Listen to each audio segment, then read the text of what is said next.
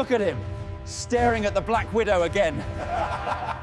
Maybe he thinks he can fix it with a mop. Garasi Hawthorne Racing adalah katedral bagi para pecinta kecepatan.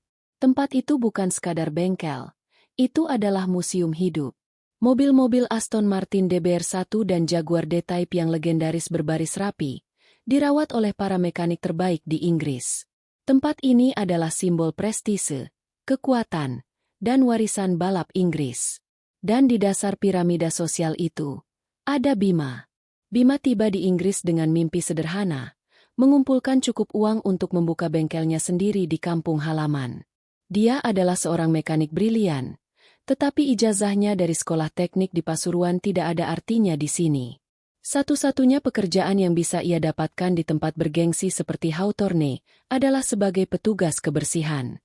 Setiap hari, tugasnya adalah menyapu serpihan logam, mengepel oli, dan membersihkan toilet para mekanik elit. Dia adalah bayangan yang tak terlihat, sosok yang hanya mereka panggil ketika ada sesuatu yang kotor. Bagi Arthur, kepala mekanik muda yang sombong, Bima adalah sasaran empuk. Arthur adalah tipe orang yang mewarisi posisinya, bukan mendapatkannya. Dia memandang Bima dengan jijik. "Hei, Bima," katanya suatu pagi, melemparkan kain lap berminyak ke lantai yang baru saja dipel Bima. "Pastikan lantainya bersih sekali. Aku tidak mau sepatu bot seharga 500 poundku kotor."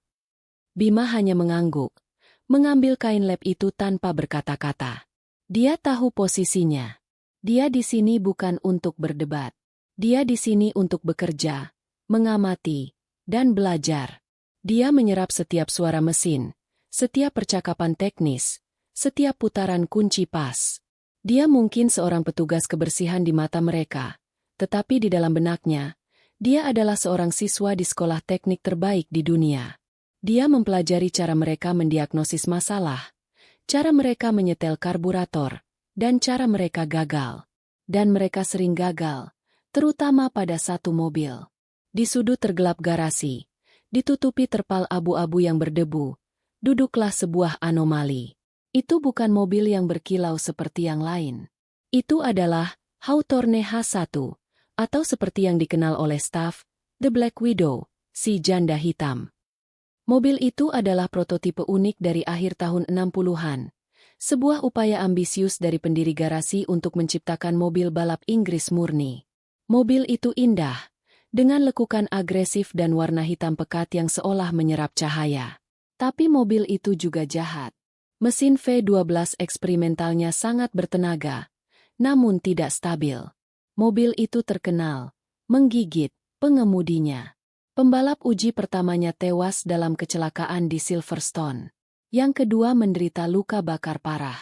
Yang ketiga, seorang juara terkenal, bersumpah mobil itu berhantu setelah hampir menabrak dinding dan pensiun di tempat. Sejak itu, 30 tahun lalu, tidak ada yang berani menyentuhnya. Nigel Hawthorne, pemilik saat ini dan putra sang pencipta, menyimpannya sebagai pengingat yang menyakitkan akan ambisi ayahnya yang gagal. Mobil itu adalah monumen kegagalan yang mahal. Sebuah kutukan yang terbuat dari logam dan kenangan buruk. Para mekanik lain berjalan melewatinya dengan hormat dan sedikit rasa takut. Mereka menceritakan kisah-kisah hantu di malam hari, tentang bagaimana lampu garasi terkadang berkedip-kedip di dekatnya, atau bagaimana mereka bisa mendengar suara logam berderit seolah-olah mobil itu sedang meregangkan ototnya. Bagi Arthur, mobil itu adalah aib. Benda rongsokan, katanya. Seharusnya sudah dilebur puluhan tahun lalu. Dia benci mobil itu karena ayahnya, Nigel, masih memandangnya dengan kesedihan. Itu adalah satu-satunya mobil yang tidak bisa ditaklukkan oleh Hawthorne Racing. Tapi bagi Bima, mobil itu berbeda. Saat dia menyapu di dekatnya di malam yang sunyi, dia tidak merasakan aura jahat. Dia merasakan sesuatu yang lain. Dia merasakan kesakitan. Sebuah mesin yang kuat, disalahpahami, dan dirakit dengan cara yang salah. Setiap kali Bima melihat mobil itu, dia teringat kata-kata kakeknya, Mbah Karto. Mbah Karto adalah seorang empu, bukan empu keris, tapi empu mesin.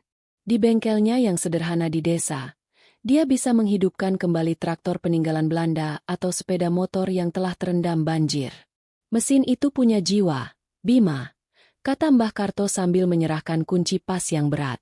Mereka tidak rusak. Mereka hanya tidak didengarkan. Mbah Karto mengajari Bima untuk tidak hanya mengandalkan manual atau alat. Dia mengajarinya untuk menggunakan rasa. Tutup matamu, perintahnya, ketika Bima muda sedang berjuang memperbaiki pompa air tua. Dengarkan. Rasakan getarannya. Apakah dia batuk? Apakah dia sesak? Jangan paksa dia. Ajak dia bicara. Bagi Bima, setiap mesin memiliki ritme, denyut jantung.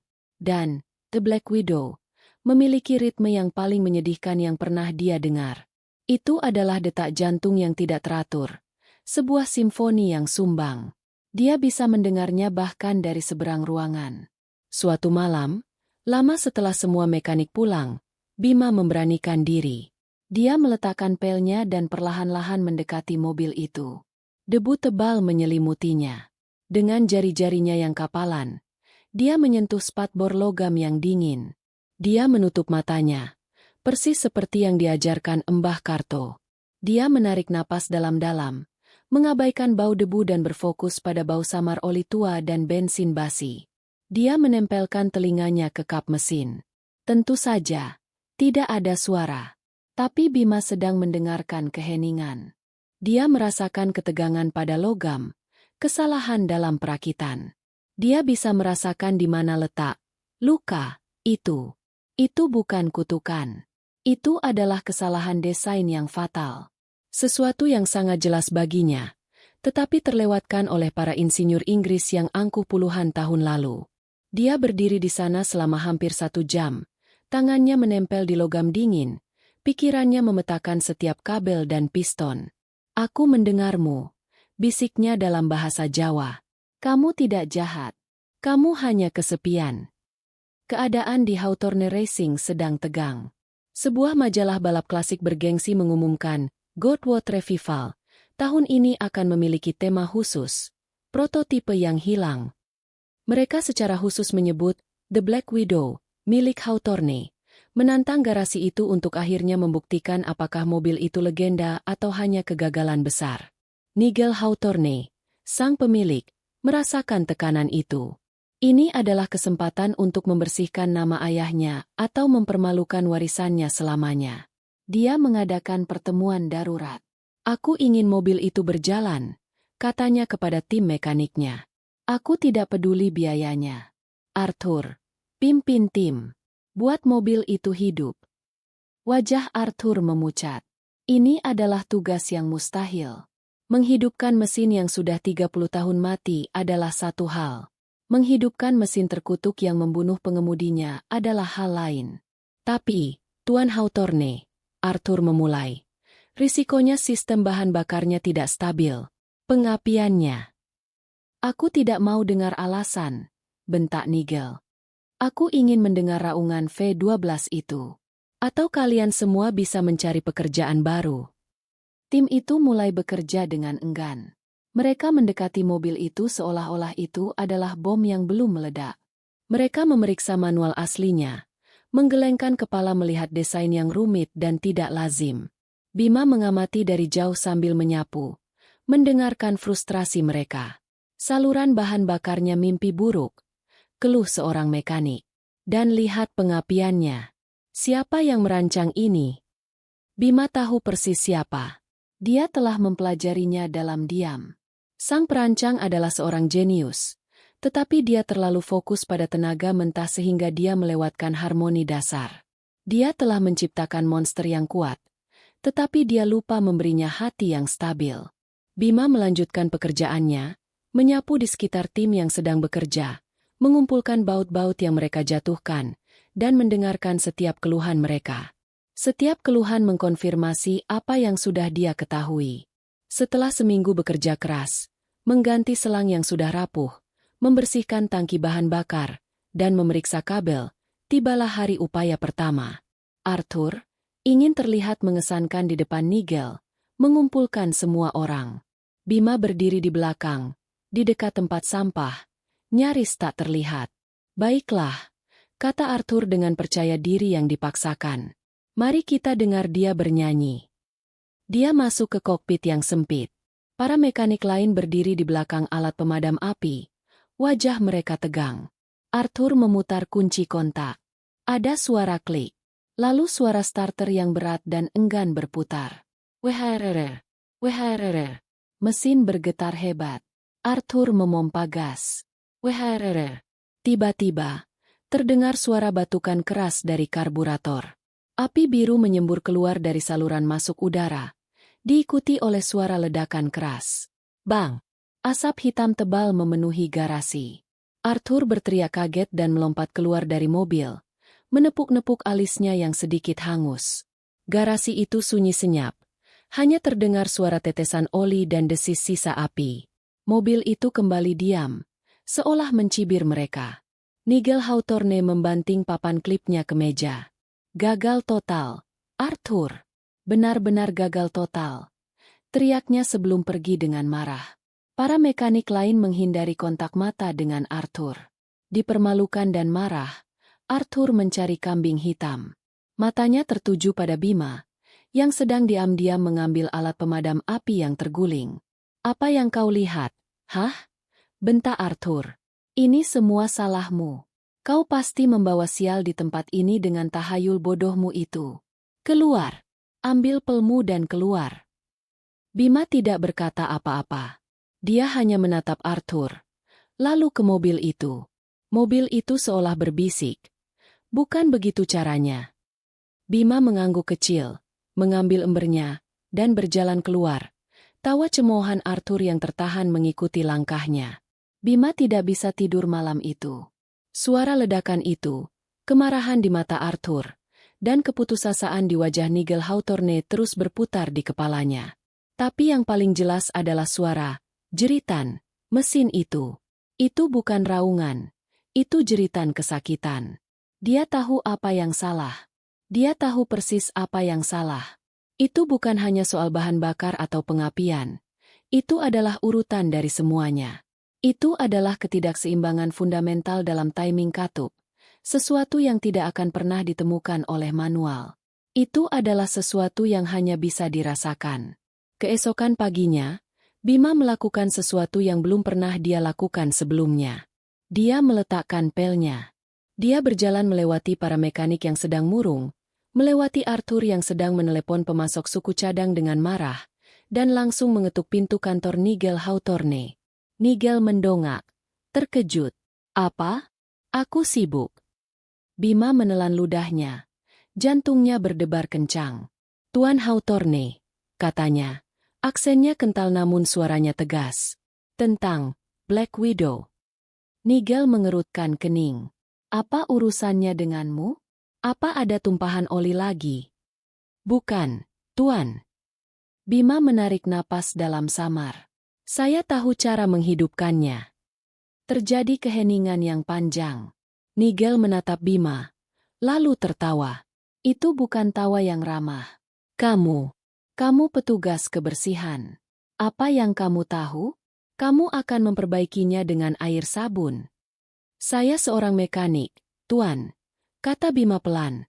Di negara saya memperbaiki mesin yang lebih tua dari ini. Mesin yang tidak punya manual. Saya bisa merasakannya. Mobil itu tidak terkutuk. Dia hanya disalahpahami. Nigel berhenti tertawa. Ada sesuatu dalam tatapan Bima, kejujuran yang putus asa, yang membuatnya berhenti. Dia telah menghabiskan puluhan ribu pound untuk para ahli. Apa ruginya? Kamu bercanda, kata Nigel. Beri saya 1 malam, desak Bima. Sendirian. Hanya saya dan mobil itu. Jika saya gagal, Anda bisa memecat saya. Nigel menatap Bima lama. Dia putus asa. Dia melihat keluar jendela ke arah timnya yang kebingungan. 1 malam, kata Nigel akhirnya. Dan jika kau merusak catnya sedikit saja, kau akan membayar gajimu selama setahun. Sekarang keluarlah. Ketika Arthur mendengar berita itu, dia tertawa begitu keras hingga dia harus memegang perutnya. Dia? Si tukang pel? teriaknya di tengah garasi. Nigel pasti sudah gila. Apa yang akan dia lakukan? Mengusir roh jahatnya dengan dupa. Seluruh garasi meledak dalam tawa. Ini adalah lelucon terbaik yang pernah mereka dengar. Para mekanik mulai mengejek Bima saat dia berjalan mengambil kotak peralatan kecilnya. Bukan peralatan canggih Hawthorne, tapi peralatan tua warisan kakeknya yang ia bawa dari Indonesia. "Hei Bima, jangan lupa pakai sarung tangan," teriak seseorang. "Mobil itu mungkin alergi pada kotoran." "Hati-hati, Bima," tambah Arthur, menyeringai. "Jika lampunya berkedip, segera lari." Bima mengabaikan mereka. Dia berjalan ke sudut tempat Black Widow berada. Saat itu pukul 6 sore. Para mekanik lain mulai berkemas untuk pulang. Menepuk punggung Bima dengan tawa palsu saat mereka lewat.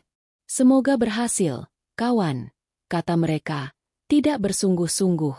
Arthur adalah yang terakhir pergi. Dia berdiri di pintu, melipat tangannya. "Aku akan berada di sini besok pagi," katanya. "Dan aku tidak sabar untuk melihat kekacauan yang kau buat. Jangan hancurkan apapun yang terlalu mahal, Bima." Pintu garasi yang besar menutup dengan suara mendesing, lalu terkunci. Lampu-lampu utama padam, hanya menyisakan lampu kerja yang remang-remang. Bima sendirian di katedral baja itu. Hanya dia dan si janda hitam. Dia tidak langsung bekerja. Dia duduk di bangku kayu di depan mobil. Dia mengeluarkan termos kecil berisi kopi jahe yang dibawanya. Dia duduk diam selama 1 jam, hanya menatap mobil itu, membiarkan keheningan garasi menyelimutinya. Dia sedang mempersiapkan mentalnya. Ini bukan pekerjaan. Ini adalah ritual. Pukul 7 malam, Bima bangkit. Dia tidak menyalakan radio seperti yang biasa dilakukan para mekanik lain. Dia membutuhkan keheningan total. Dia membuka kotak peralatannya. Isinya tidak banyak, tetapi setiap alat terawat sempurna. Ada kunci pas aneh yang dia buat sendiri, obeng dengan gagang kayu yang sudah halus karena sering dipakai, dan stetoskop mekanik tua. Dia mulai bekerja. Dia tidak menyentuh sistem bahan bakar atau aki. Dia langsung menuju ke jantung masalahnya, penutup katup di atas mesin V12. Dia bekerja dengan kecepatan dan ketepatan yang menghipnotis. Tangannya bergerak dengan percaya diri. Tidak ada gerakan yang sia-sia. Dia tidak melihat manual. Dia tidak membutuhkannya. Dia menggunakan stetoskopnya, menempelkannya ke blok mesin yang dingin, mengetuknya dengan lembut menggunakan gagang obengnya, mendengarkan gema logam. Dia sedang mencari disonansi, ketidakharmonisan yang dia dengar dalam pikirannya. Dia menemukannya di silinder nomor 7 dan 12. Timingnya melenceng. Bukan hanya sedikit melenceng, tapi sangat melenceng. Para insinyur asli telah mengaturnya untuk meledak secara bersamaan demi tenaga, tetapi itu menciptakan getaran yang merusak diri sendiri. Itu yang menyebabkan ledakan sebelumnya. Mesin itu melawan dirinya sendiri. "Kamu tidak perlu bertarung," bisik Bima sambil membuka baut-bautnya. Dia mulai menyetel ulang camshaft, menggunakan perasaan dan pendengarannya, bukan alat ukur digital. Dia menyetelnya berdasarkan ritme yang diajarkan Mbah Karto, ritme yang meniru detak jantung yang tenang, bukan detak jantung yang panik. Dia bekerja sepanjang malam. Tangannya berlumuran oli hitam pekat. Keringat membasahi dahinya. Meskipun garasi itu dingin, dia tidak hanya memperbaiki mesin. Dia menyeimbangkannya kembali. Dia memberikan harmoni pada apa yang sebelumnya kacau balau. Saat cahaya abu-abu pertama fajar menyelinap melalui jendela atas garasi, Bima selesai. Dia telah menyetel ulang timing, membersihkan busi yang kotor akibat ledakan, dan menyetel ulang ke-6 karburator Weber dengan tangannya, menggunakan selembar kertas tipis untuk mengukur celah udara, trik lama Mbah Karto. Dia tidak menghubungkan kembali aki. Belum. Dia duduk di lantai yang kotor, bersandar pada ban depan mobil. Dia kelelahan, tetapi damai. Dia telah melakukan semua yang dia bisa. Dia menepuk spatbor mobil itu. "Terserah padamu sekarang," katanya pelan. "Tunjukkan pada mereka siapa dirimu." Pukul 8 pagi, Bima mendengar suara kunci di pintu depan. Dia berdiri, menyeka tangannya yang kotor ke celananya. Dia tidak terlihat seperti pahlawan. Dia terlihat seperti petugas kebersihan yang baru saja bergulat dengan tumpukan sampah berminyak. Pintu terbuka. Arthur masuk lebih dulu, diikuti oleh dua mekanik lainnya. Mereka membawa kopi dan tersenyum sinis, siap untuk menertawakan Bima. Jadi, kata Arthur, melihat sekeliling. Di mana apinya? Di mana bagian yang meledak? Bima hanya diam, berdiri di samping mobil. Yah? Desak Arthur. Kamu sudah selesai mempermalukan dirimu sendiri. Saya sudah selesai, kata Bima pelan. Nigel Hawthorne masuk di belakang mereka. Wajahnya tampak lelah. Bima, kau masih di sini. Aku harap kau tidak merusak apa-apa. Dia mungkin terlalu takut untuk menyentuhnya, Tuan, ejek Arthur. Lihat dia. Kotor sekali. Bima menatap Nigel. Saya butuh kunci kontak, Tuan. Seluruh garasi membeku. Tawa di wajah Arthur memudar, digantikan oleh ekspresi tidak percaya. Kau mau menyalakannya? Itu permintaan saya, kata Bima. Nigel menatap Bima, lalu ke mobil. Dia tidak melihat ada bagian yang rusak. Garasi itu bersih, kecuali Bima. Dengan ragu, Nigel merogoh sakunya dan mengeluarkan satu set kunci tua dari gantungan kunci berlogo Hawthorne. Ini, katanya, melemparkannya ke Bima. Jika ini meledak, aku akan menuntutmu. Bima menangkap kunci itu. Dia tidak melihat ke arah Arthur atau yang lainnya. Dia hanya fokus pada mobil. Dia berjalan ke pintu pengemudi dan masuk ke kokpit yang sempit. Kursi balap itu memeluknya erat. Semuanya, mundur, teriak Arthur. Kali ini tidak bercanda. Dia meraih alat pemadam api. Si bodoh ini akan meledakkan kita semua. Para mekanik mundur ke dinding. Wajah mereka campuran antara cemas dan antisipasi akan bencana. Nigel berdiri terpaku di dekat pintu kantornya. Bima duduk di dalam mobil. Dia menutup matanya sejenak, mengabaikan dunia luar. Dia meletakkan tangannya di kemudi kayu. Dia bisa merasakan getaran samar kehidupan di dalam mesin. Menunggu. Dia menarik napas dalam-dalam. Dia memutar kunci. Klik. Pompa bahan bakar berdengung pelan. Suara yang sehat. Bima memutar kunci lebih jauh ke posisi start. WHRRR. Suara starter berputar. Kali ini lebih ringan, lebih mudah. WHRRR. Tidak ada ledakan. Tidak ada batu. WHRRR. Arthur mulai menyeringai. Sudah kubilang. Tidak ada. WHRRR. Cuk. Jantung Bima berhenti. Cuk. From. Mesin menyala. Tapi itu bukan suara yang mereka harapkan. Itu bukan raungan yang memekakan telinga. Itu adalah suara putaran mesin yang rendah, dalam, dan stabil. Trum, trum, trum. Suara V12 yang sempurna. Bima membiarkan mesinnya berputar selama beberapa detik. Mendengarkan. Ritmenya sempurna. Seimbang. Kuat. Dia merasakan getaran melalui kursi, bukan getaran yang merusak, tetapi getaran kekuatan yang terkendali. Dia tersenyum tipis. Sekarang, bisiknya pada dashboard. Dia menginjak pedal gas dengan lembut. Trum. Suara itu meledak. Itu bukan jeritan. Itu adalah raungan. Raungan murni dan ganas dari mesin V12 yang akhirnya bernapas dengan benar untuk pertama kalinya dalam hidupnya. Suara itu begitu keras, begitu kuat, hingga menggetarkan jendela-jendela garasi. Botol-botol oli di rak berderak. Itu adalah suara paling indah yang pernah didengar Nigel Hawthorne. Para mekanik lain menutup telinga mereka, tetapi mata mereka terbelalak tak percaya. Bima menginjak gas lagi. 2 kali. From. Setiap kali, mesin merespon secara instan, tanpa ragu, tanpa ledakan. Api biru kecil keluar dari knalpot, bukan api pertanda bahaya, tetapi api pertanda pembakaran sempurna. Bima melepaskan gas. Mesin kembali ke putaran stasioner yang sempurna. Trum, trum, trum. Dia memutar kunci untuk mematikan mesin. Garasi itu tiba-tiba sunyi. Tapi ini bukan keheningan biasa. Ini adalah keheningan yang berat. Keheningan yang syarat dengan kekaguman. Tawa telah hilang. Ejekan telah lenyap. Wajah Arthur pucat seperti kapur. Alat pemadam api tergantung lemas di tangannya. Dia menatap Bima, lalu ke mobil, lalu kembali ke Bima. Mulutnya terbuka, tetapi tidak ada suara yang keluar. Dua mekanik lainnya hanya menatap, ternganga. Nigel Hawthorne berjalan perlahan dari kantornya. Dia tidak berlari. Dia berjalan seolah-olah sedang mendekati binatang buas yang sedang tidur. Dia berhenti di samping pintu pengemudi yang terbuka. Bima keluar dari mobil. Wajahnya tenang, meskipun tangannya gemetar karena adrenalin. Nigel menatap Bima. Dia tidak melihat petugas kebersihan. Dia melihat sesuatu yang lain.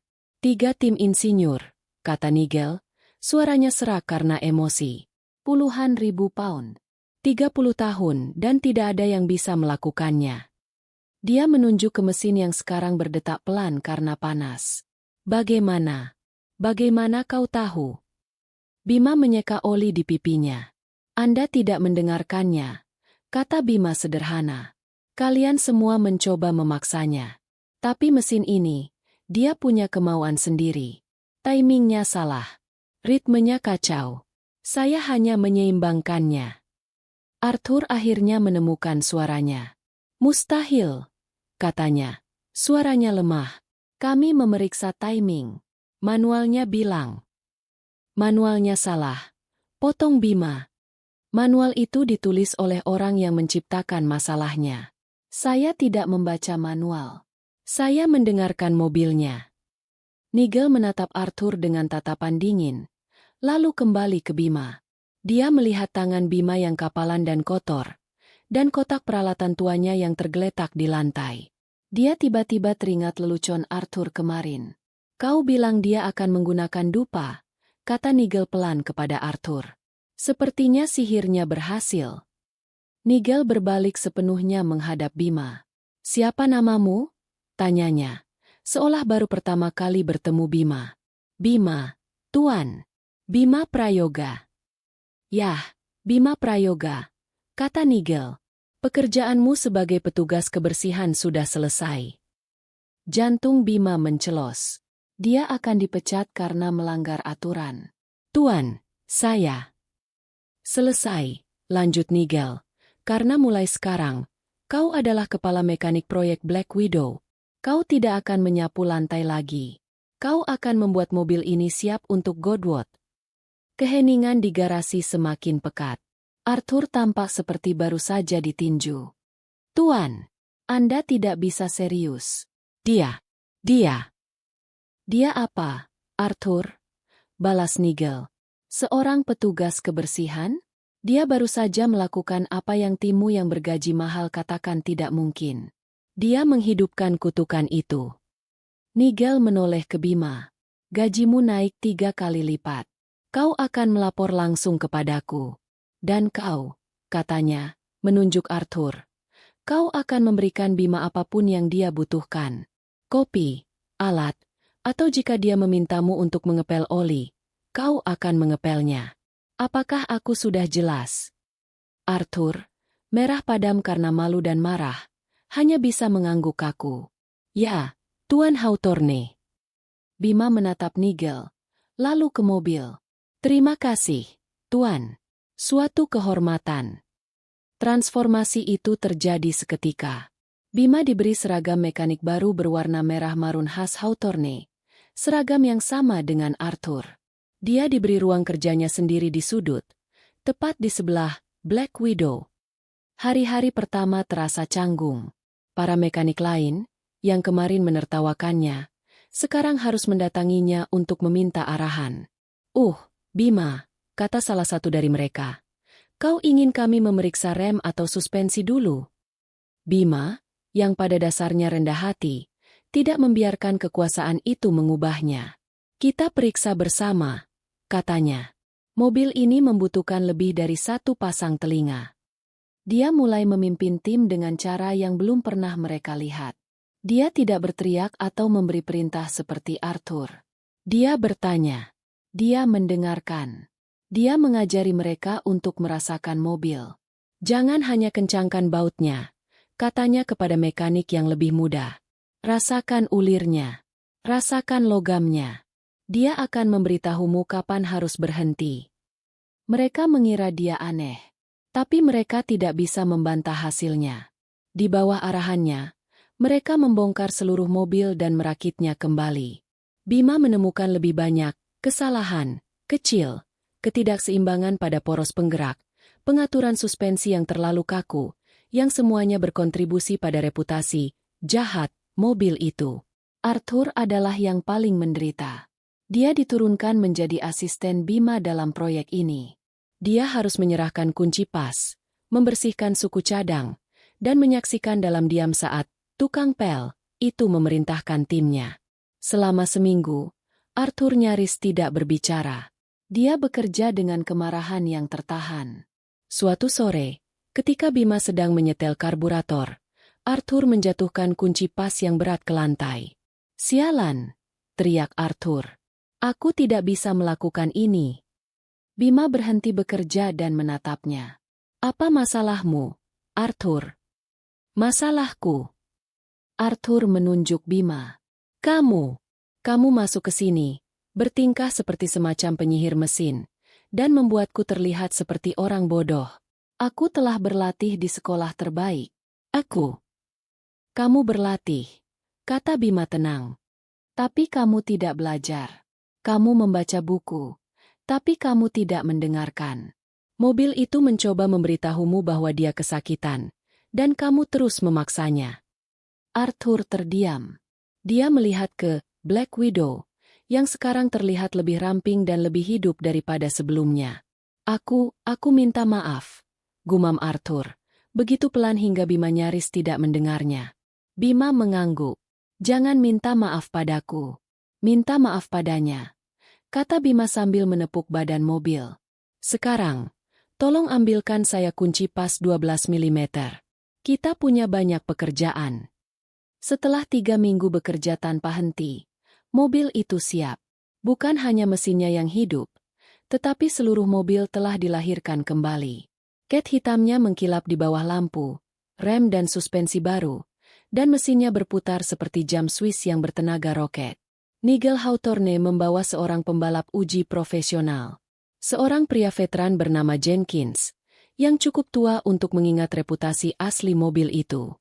Jenkins berjalan mengelilingi mobil dengan curiga. Jadi, ini dia, kata Jenkins. Aku dengar kalian sudah mengusir hantunya. Bima bukan pengusir hantu, kata Nigel sambil tersenyum. Dia seorang pendengar. Jenkins masuk ke mobil. Bima bersandar di jendela. Jangan melawannya, kata Bima. Dia bertenaga besar di putaran rendah. Percayai dia di tikungan. Dia akan menahanmu. Jenkins mengangguk skeptis, menyalakan mesin, dan melaju ke trek uji pribadi Hawthorne. Mereka semua berdiri di pit, mendengarkan.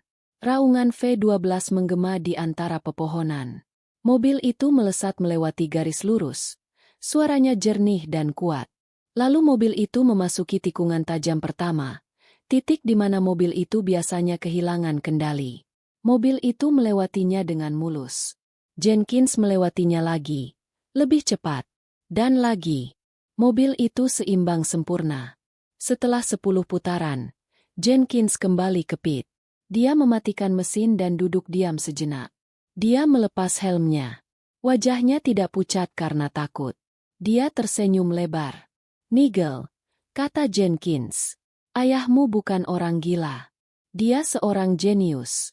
Dan mobil ini bukan janda hitam. Ini adalah roket saku. Siapapun yang menyetel ini adalah seorang seniman. Dia memandang Bima. Kerja bagus, nak, kerja bagus. Berita menyebar dengan cepat di komunitas balap klasik.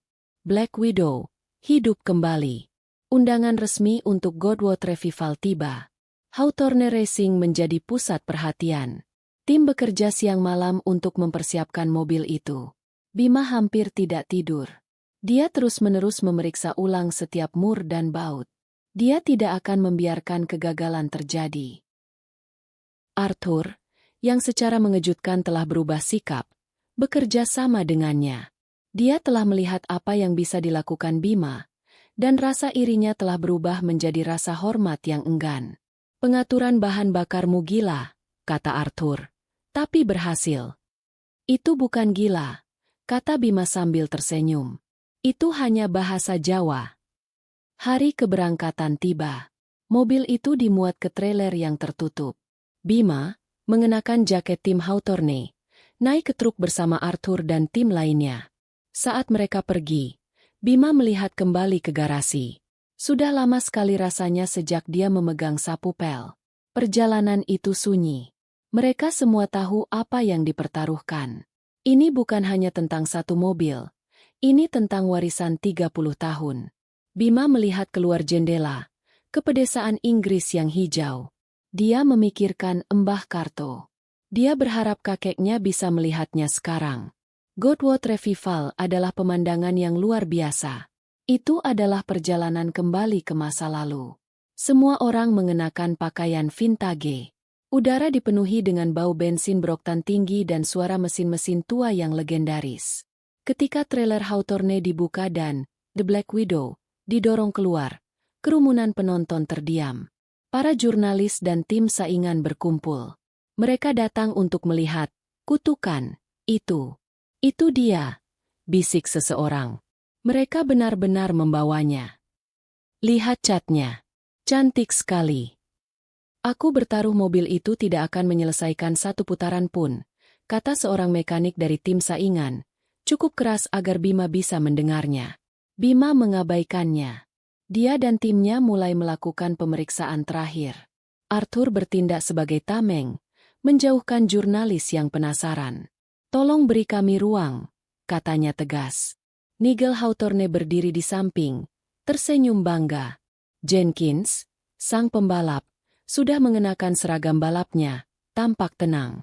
Di seberang padek, tim saingan utama, yang menggunakan Ferrari langka, memandang mereka dan tertawa.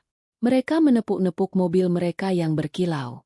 Mereka jelas tidak menganggap Black Widow sebagai ancaman. Saatnya tiba untuk balapan, prototipe yang hilang. Jenkins masuk ke dalam mobil. Bima adalah orang terakhir yang berbicara dengannya. Ingat apa yang kukatakan, kata Bima. Dengarkan dia.